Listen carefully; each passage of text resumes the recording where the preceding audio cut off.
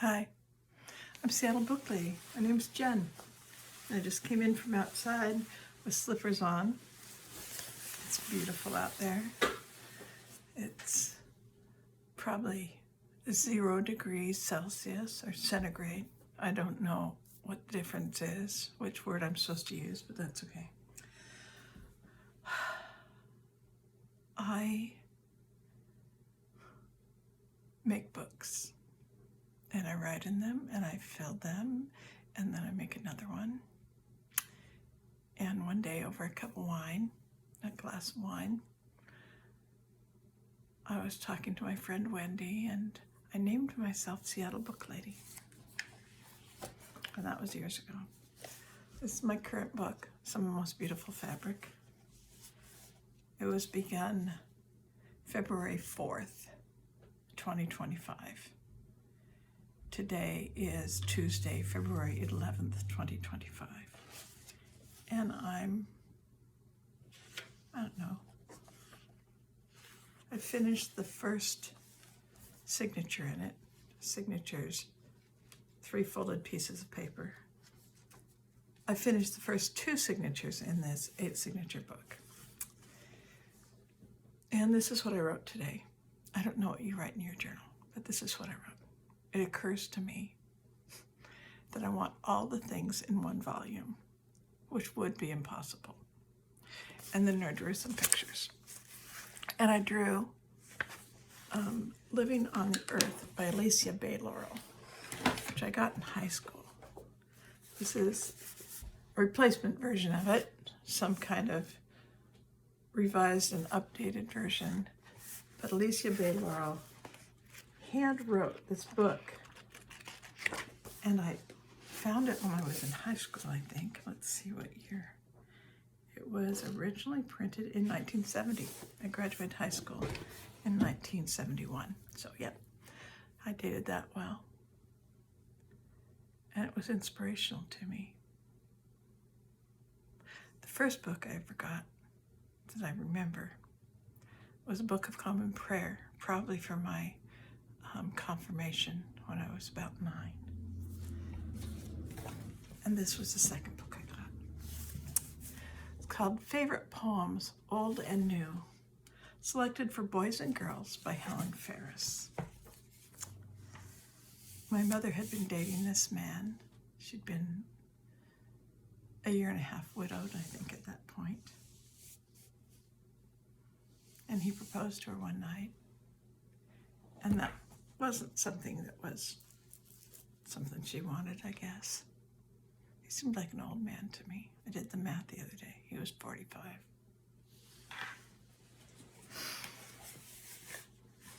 And when he proposed and she said no, then they broke up because that's what people do.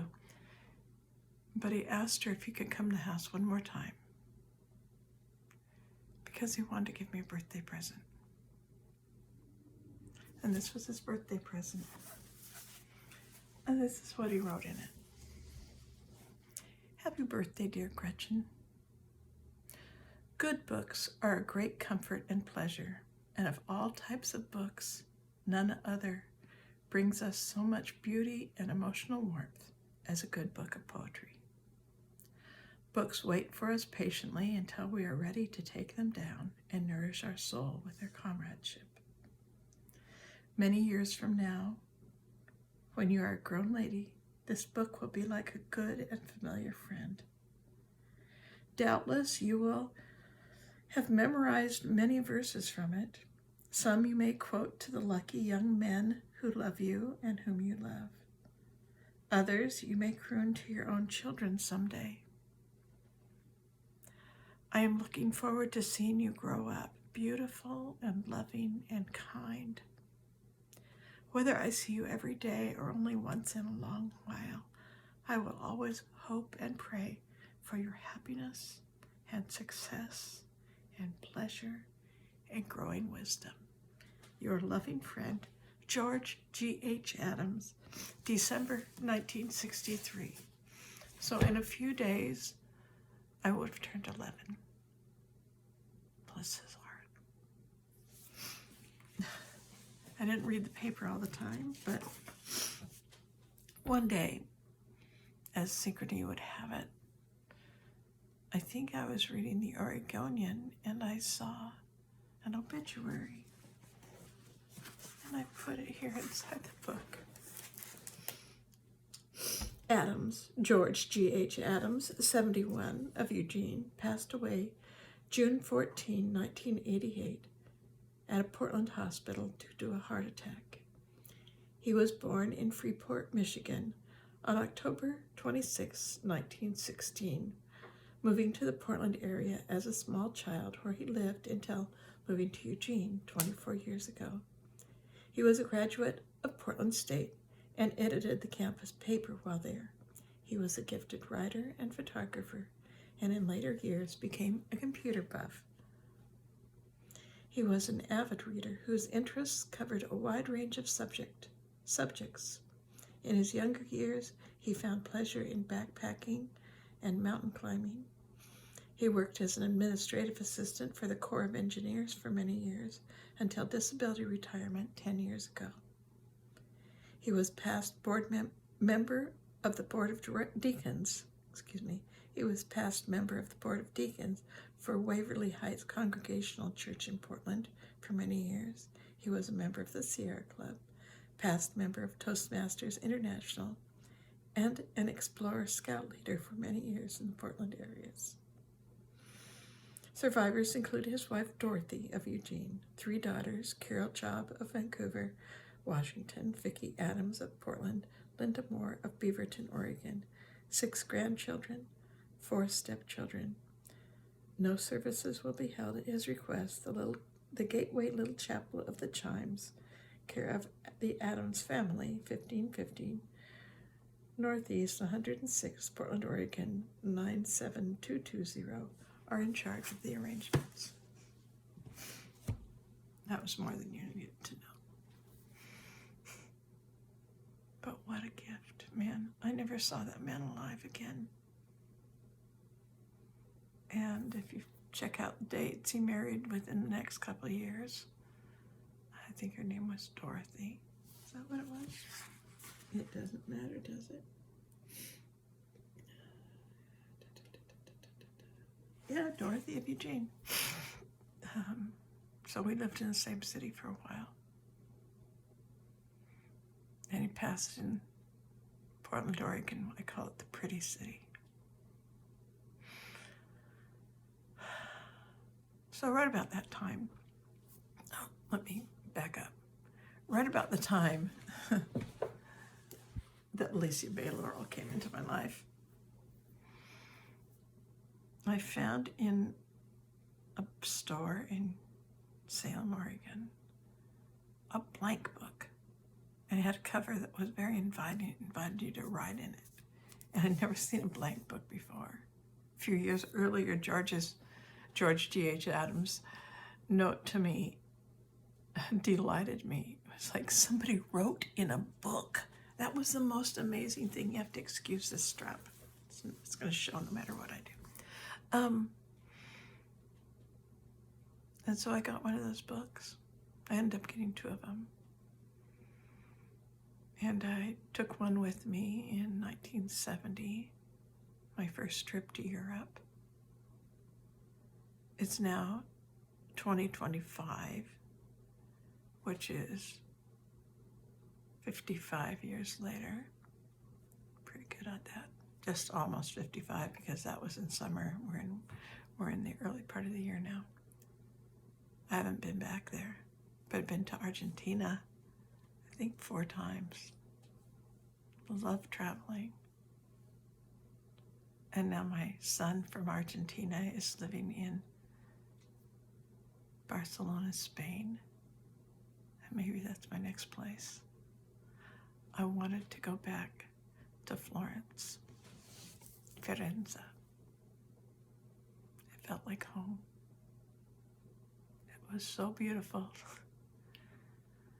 to stand in the window of the pension and look out and see something I'd never seen before in my life. An above view of all the tiled roofs of the city. It was just magical. It felt like home. And I went to the gardens above the town. And I was told, under a little tree that was there, that the ground cover was Roman chamomile, and that the gardeners would plant these gardeners' couches with Roman chamomile, and in the heat of the day, when they needed refreshment, they would recline, and it would bruise the herb, and the smell would refresh them. And I picked a little, and I bruised it. It felt like home.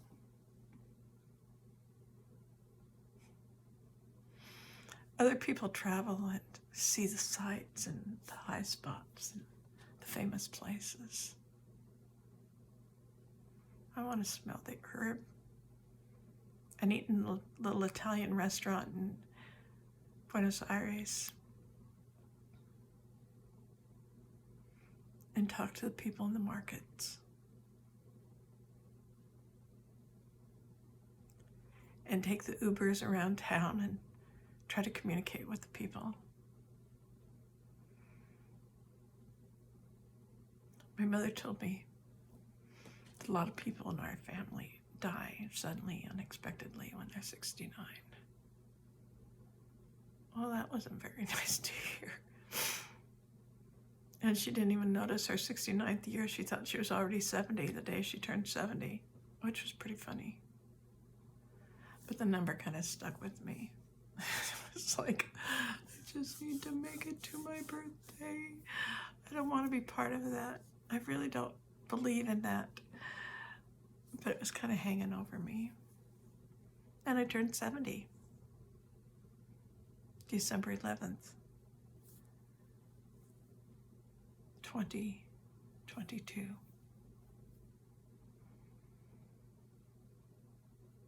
And I changed my name.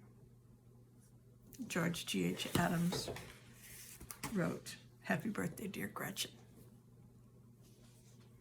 And my birth name was Gretchen Christine Steinbach, or Steinbeck when you lived in Tillamook, which is where we did. When we moved to the city, we changed it from Steinbeck to Steinbach because it was more appropriate, more sophisticated or something.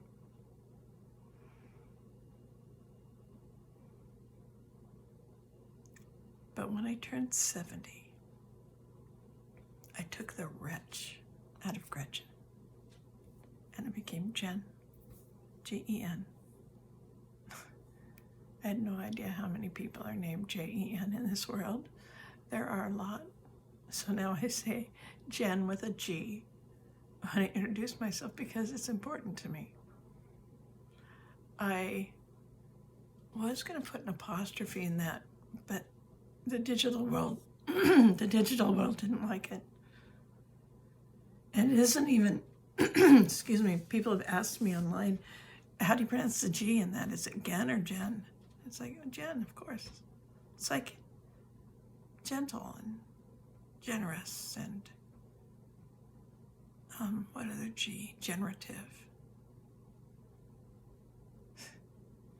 And when I was in Argentina last time, we were riffing on my name. That was during that trip that I took for 70 days to celebrate 70 years once the heat of the summer was gone. And we were talking about it, and people in the room were joking around about gender dysphoria and I don't know what else. And somebody goes, oh yeah, like Argentina. I'm going, yeah, I'm in the middle of Argentina. I'd love that. Eventually the dream started forming that I would very much like to have my own place there during the cool part of the year. Return to North America the rest of the year. So like spring and fall maybe. And it could be a guest house and an artist studio. And I could fill my ears with the language of the land.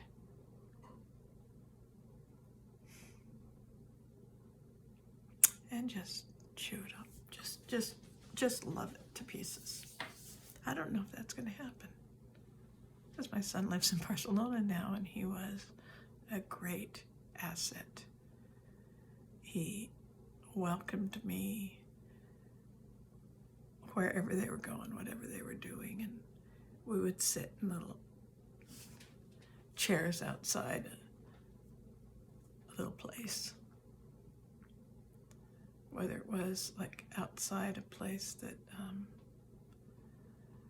there was a place that made empanadas. And they cooked it in a big, it's like an old-fashioned oven that would be with the city.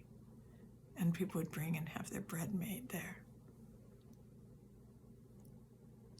And I met the people there, and this lady with long, beautiful,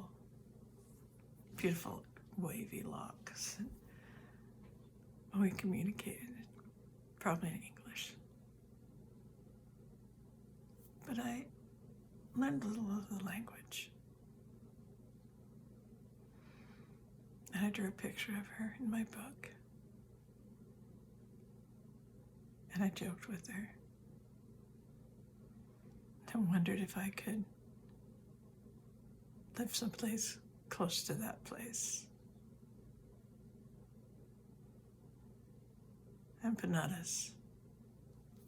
Every culture has some little bready kind of thing with something proteiny in the middle.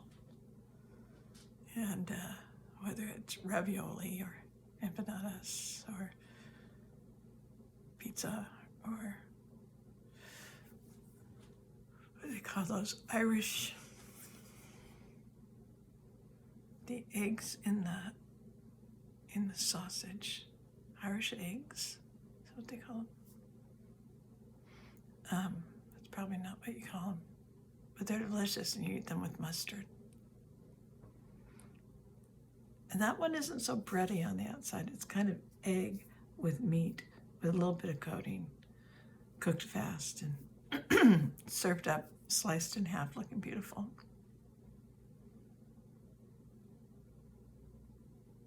These are the sort of things I write in my books. I don't know what you write in your book. But today, I wrote, it occurs to me that I want all the things in one volume, which would be impossible. But Stuart Brand and Alicia Bayloro paved the way in their own ways. And now I have enough materials for an opus from the hand of Jen.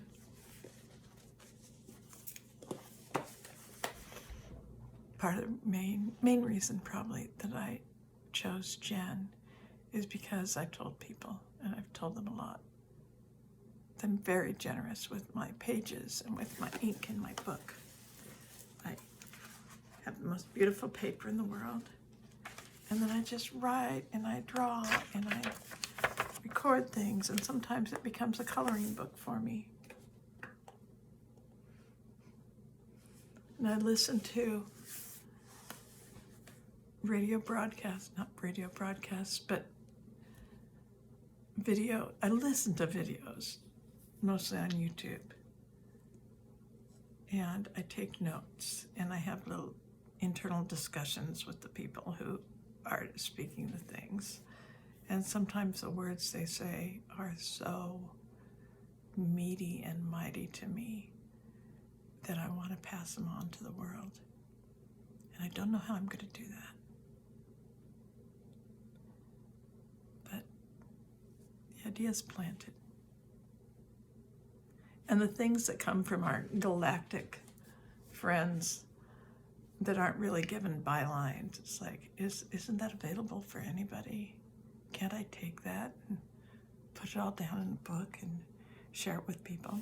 And I discovered that on YouTube there's this little thing that says share, and you can click on that and just copy the address, and then you can go over to a browser and find one of those things that can transcribe YouTube videos. Plug in the address, hit go or start or whatever. Not translate. Anyway, transcribe. And in seconds, everything is there. It's all there. All those words, all those wonderful words. And what am I going to do with them? So I can copy them, and I can put them over in ChatGPT 4.0. And I can say, please give me speaker's notes from this. I want to be able to talk this. And when I first started, they would give me whole little paragraphs to read, and it's like, no, not like that. Just give me the gist of it so I can just riff on it. And I haven't done that yet, but I've gotten the outline a lot. And sometimes I don't even listen to the whole broadcast. I just grab the thing, put it in, and then read the summary. And it's wonderful, and it's all right there for me. And I don't have time to capture all the things I want to capture. But I keep busy. And I write, and I write, and I write, and I fill 18 to 25 books in a year, which means there are only 52 weeks in a year, so every 2 or 3 weeks I make it a new book. And I'd love to show you how. And I have my ways now. I even have a way of indexing things. And so I may be going to do that. I don't know what you write in your books. Do you write in your books? Are you generous with your ink and your paper? It's fun. I have hundreds of copies. Well, less than 300 for sure. Somewhere above 200 probably. And I've started writing the year, and then a V, and then the volume number on the backs of my books in gold Posca pen. And that way I can find out the resource. I can credit things. I can kind of give things addresses. And when I make these books, I put 7 or 8 signatures in them, and I think you can see the signatures there. So the address for a thing is the year, and then a V for the volume number, and then the symbol for section, which is kind of like sort of like a C and then a backwards C like that. I think it's like Control ampersand on the Mac keyboard. But it's Control or whatever that other thing is called, Option, and one of the digits at the top. And after the section line, I put which of the signatures it is. So just 1 through maybe 8. And then because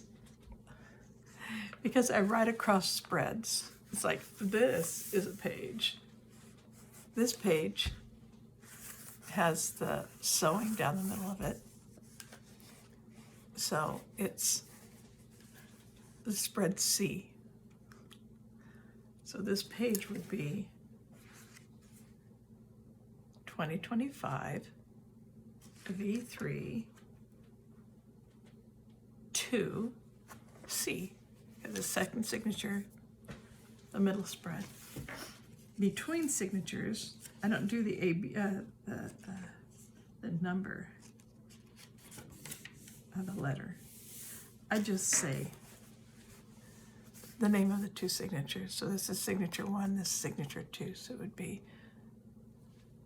the sign. And then this would just be 1, 2. Anyway, those are my addresses. And this page says,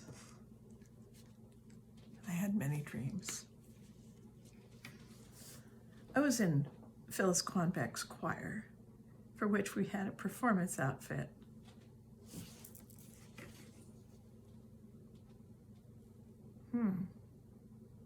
As an underblouse. Dress, I don't know, that we had to make and wear. And I couldn't remember actually making it. And the time was getting away from me.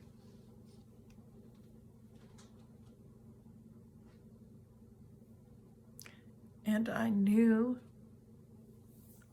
the others had everyone else had theirs together, but not me. Maybe I had a parley maid.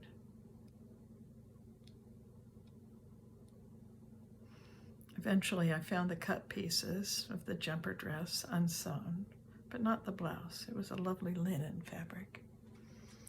And eventually I realized that it'd have to be absent at the performance, which meant losing contact with all of those old friends. And as I wrote it, that right now at this moment in time, a lot of people are fleeing Facebook, people that I would see kind of wander through. That was in actual 2025. I had another whole series of dreams about downtown Seattle and a favorite eatery with lovely people whose names I always read from their name tags.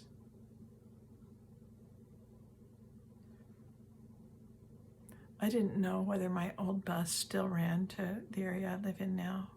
I call this 904. It's the street number of the house.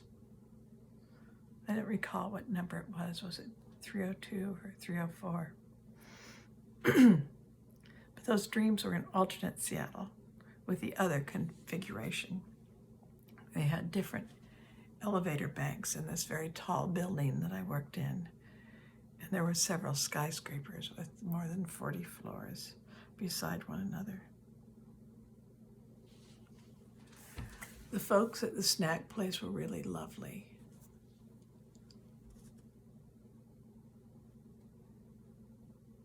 And I wanted to be in connection with them. But they clearly would take their name tags off after work, and how would I know their names? Who's who? They were going to be sure I got to the right bus. I wasn't dressed for the weather, but I figured I'd be fine. I was pleased that I could walk more easily, having reduced my weight.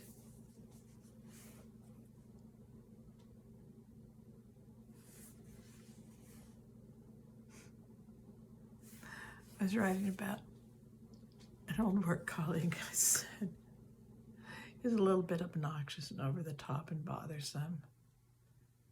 But now in this dream, he was calmer. And what he was saying was clearly what was happening in and to my country. Very troubling. This guy worked for the Office of Housing, and he was kind of against house ownership. Felt like it would be binding you to a contract in a way that made no sense. Other people expressed the idea that home ownership, at least your money's going somewhere, you're investing in your future. But he thought that was throwing money down the drain, and they thought his idea of living in an apartment was throwing money down the drain. Interesting guy. probably never see him again. But we can kind of time travel and imagine where we've been and what we've done and kind of relive that moment and appreciate all the things. So when I listened to the writing by Lion Kimbo about capturing every thought you have, it struck me that I wasn't even hearing every thought that I had. There's some numbers out there that women speak X number of words a day and men speak much lower number of words a day. There was some conclusion made about that. But I find that my words flow out of my pen onto the paper.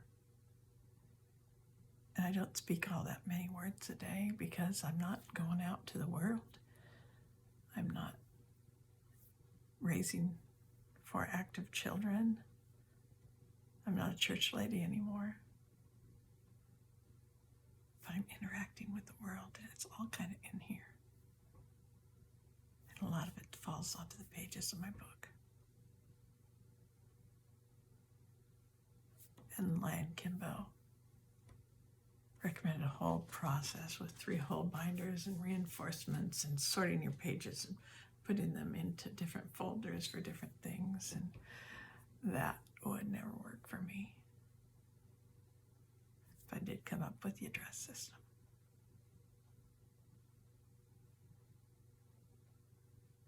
And there's my rambling for today. It's Tuesday.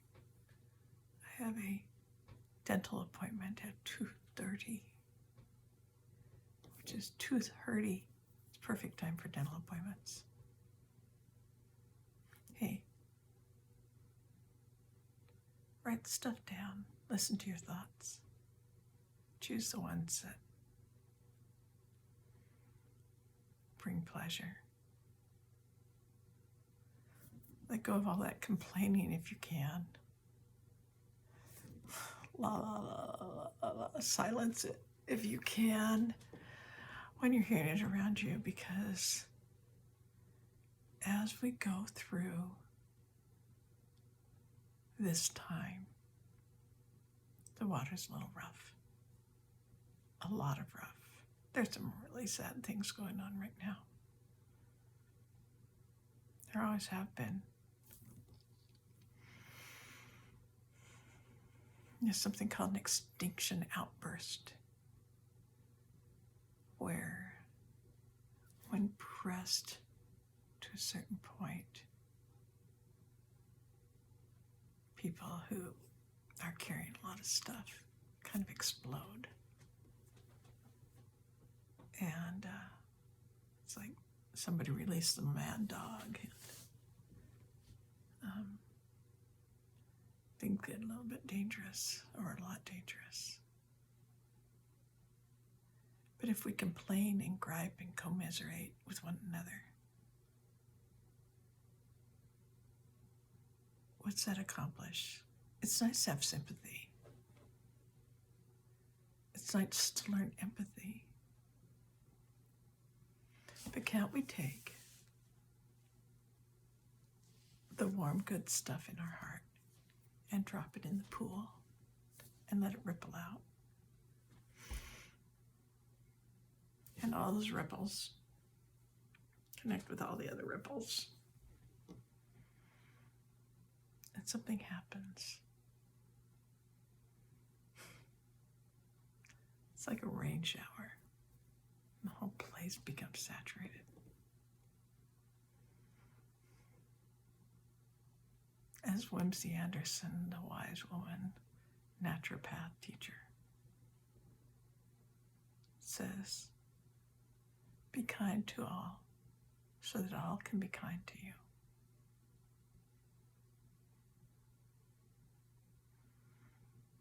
Put the good stuff out there. Listen to your thoughts. Collect the things that are the pearls. String them all together, or don't. Throw them all in a box. Scribble them all on pieces of paper. Send them in letters to people. Have a good day. Write in those journals.